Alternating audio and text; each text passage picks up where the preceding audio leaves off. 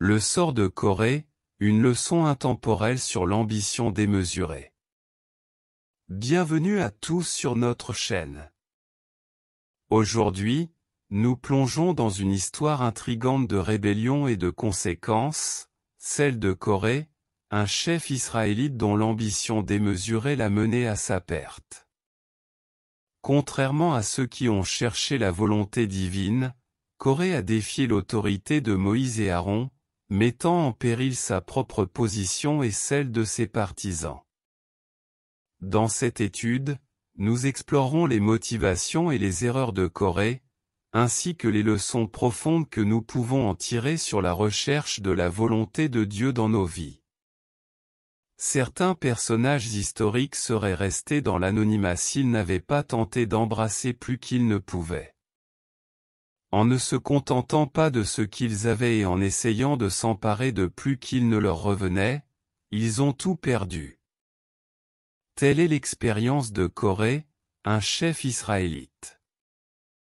En tant que lévite, Corée prend journellement part au service du tabernacle.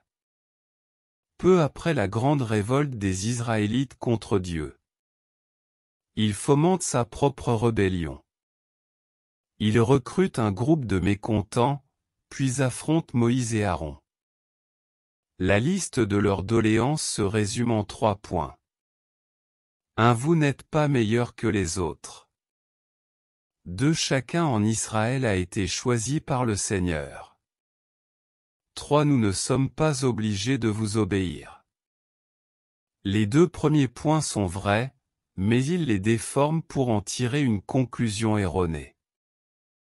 Moïse serait le premier à reconnaître qu'il n'est pas meilleur qu'un autre et que tous les Israélites ont été choisis par Dieu.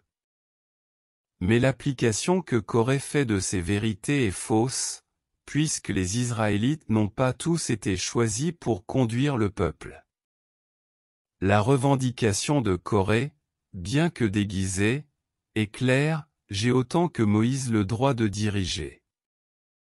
Cette erreur lui vaudra de perdre non seulement le droit de servir dans le tabernacle, mais même la vie. L'histoire de Corée est porteuse de plusieurs avertissements pour nous. 1. Ne permettons pas à la convoitise de dévaloriser à nos yeux ce que nous possédons. 2. N'essayons pas de nous dévaloriser en abaissant quelqu'un d'autre. 3. N'employons pas la parole de Dieu pour justifier ce que nous convoitons, laissons-la plutôt transformer nos aspirations. 4. Ne cherchons pas à trouver satisfaction dans le pouvoir ou dans une position, il est possible que Dieu veuille œuvrer à travers nous dans la position que nous occupons actuellement. Point fort. Corée était un chef apprécié du peuple, une figure influente pendant l'Exode. Il est mentionné parmi les chefs d'Israël, et Exode 6. Il a été l'un des premiers Lévites désignés pour servir dans le tabernacle. Point faible. Il n'a pas su reconnaître et apprécier l'importance de la position que Dieu lui avait confiée dans le tabernacle.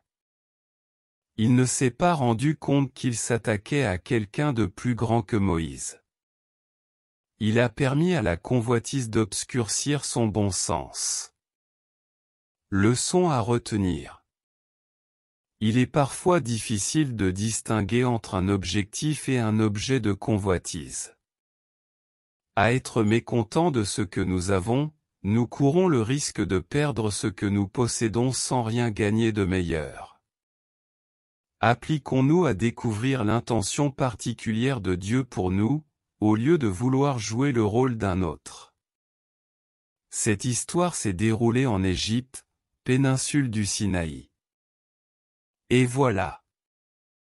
Nous arrivons à la fin de cette exploration complexe de l'histoire de Corée, un chef israélite qui a choisi la voie de la rébellion plutôt que celle de la recherche de la volonté divine.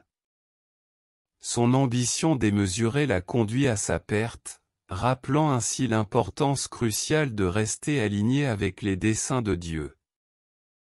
En méditant sur l'histoire de Corée, Nous sommes appelés à examiner nos propres motivations et à chercher activement la volonté de Dieu dans nos vies, sachant que c'est là que réside la véritable sagesse et la paix durable.